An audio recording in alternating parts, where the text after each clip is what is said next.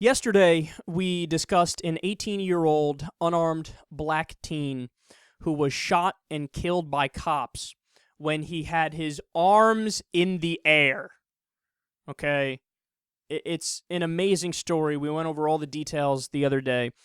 There were three different versions of the story. One was from a friend of the victim. Another one was from an eyewitness who didn't know anybody involved, right? And the other was from the police.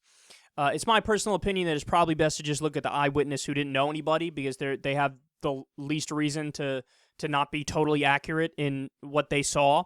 And look, according to that eyewitness, what happened was pretty clear cut. You had a young 18-year-old black man who, for whatever reason, walking on the sidewalk or something, a cop decided, hey, don't fucking do that, cursed at him, told him to get in the car. He got in the car with his hands up, and then he ran away. Right? And as he ran, he had his hands up the whole time, gunned down. Gunned down. It's an amazing story. And so in response to this, there was quite a bit of peaceful protesting, also some looting, and now the situation has intensified. Police in Ferguson, Missouri, which is where this happened, are using tear gas and rubber bullets on protesters. The protesters are continuing to protest, as they should. And remember, this is just a week after a 22-year-old black man was killed in a Walmart while he was holding a BB gun. Think about that, man. I remember there was a scene in Family Guy where they joke about how if a cop pulls over a black guy, he gets out and walks up to the window and goes, "Officer down," just falls, right?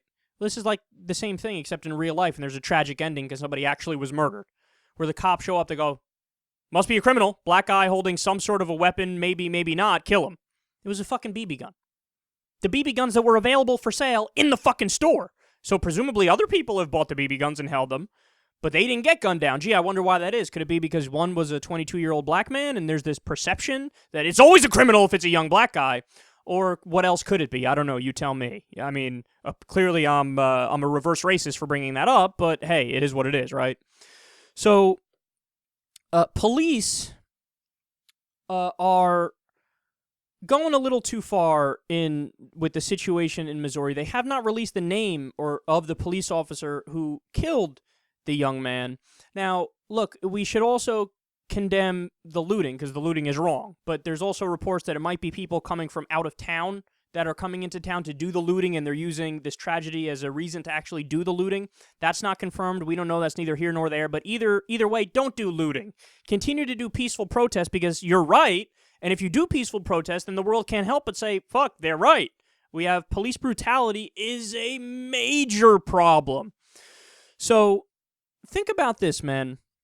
From the Free Thought Project and The Atlantic, these are devastating facts. You are 29 times more likely to be murdered by a cop than a terrorist in the United States of America. 29 times. So we're all sitting here worried about Al-Qaeda and the Taliban and ISIS and Hamas and Hezbollah, and it's like, no, actually, you should worry about the cops. 29 times more. So to give you more specific numbers, 500 innocent Americans are murdered by police every year. That's according to the Department of Justice. 5,000 since 9/11 have been killed. That's equal to the number of U.S. soldiers lost in Iraq. Isn't that a stunning fact? And then also, there's only 17 Americans die from terrorism in America annually. 17. And by the way, if we were to break that down into Muslim terrorism versus right-wing terrorism, the number that die from Muslim terrorism is like 1 or 2 post 9/11. Look, man, facts are facts. Facts are stubborn things. And what we're dealing with here is a situation where a lot of communities rightly feel like police officers are an invading army in their towns. Okay? And that's not an unjustified feeling when you look at the data, when you look at the numbers, when you look at the blue shield, which protects these people. Now, I don't want to go too far and say all cops are bad because that's not true. Right? There's certainly plenty of good cops, and they probably fucking facepalm when they see shit like this. But the only solution to the problem, because what are we going to do? We can't abolish cops. That's not possible, right? The only solution to the problem, you have to discipline them when they do something like this. They have to be fired and brought up on trial, because if somebody's running away with their hands up and you kill them, that's murder, okay? There's no two ways about it. Maybe we'll be kind and say it's manslaughter, but your ass still gets locked up if it's manslaughter. Sorry, We need to hold you to the same standard as other people because that's what the United States is about. We're supposed to be about a nation of laws, not a nation of men. There is no overclass that's supposed to, oh, well, these guys should be treated better under law. What is this, the Soviet Union? No. So that's the solution. Discipline them. We want justice. That's what we want. Okay? And not only that, but I take it a step further and I say, I know a lot of people don't like it when I say this and they disagree with me vehemently, but look, it would solve a massive problem. Okay? And that would be the initial round that police officers fire, it should not be deadly. I'm sorry, but it's not that you're killing too many people. Sorry. So what should you have? Well, you should have an incapacitating round. Whether it's a tranquilizer, whether it's, the beanbags that fucking really hurt when you get hit with them, all right? They're nothing to scoff at. Whether it's mini tear gas, whether it's, I don't know, tranquilizers. There's a million things you could do. Tasers, long-range tasers, anything that can incapacitate somebody, have that be thing number one that you use. Because when it's not, you kill an innocent kid with the BB gun in a Walmart. You kill a kid running away with his fucking hands up because you have a deadly weapon right at your side. We did a story not too long ago where a kid who was holding a Wii controller and opened the door, right, because a police officer was knocking on the door, got blown away because they thought the Wii controller was a gun.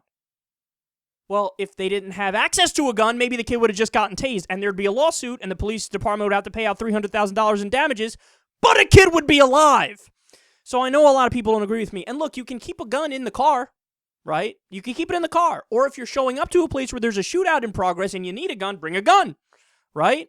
Or you can have the gun on you, but the magazine's separate from the gun, and it takes a while in order to get the thing done because, you shouldn't have access to it right away because you don't use it right. The evidence shows that.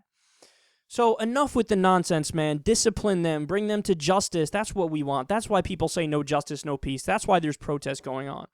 So discipline them and take that step also with what they should carry around and what should be the first response. They need to be taught to de-escalate the situation. Cops should, because they don't do that nowadays.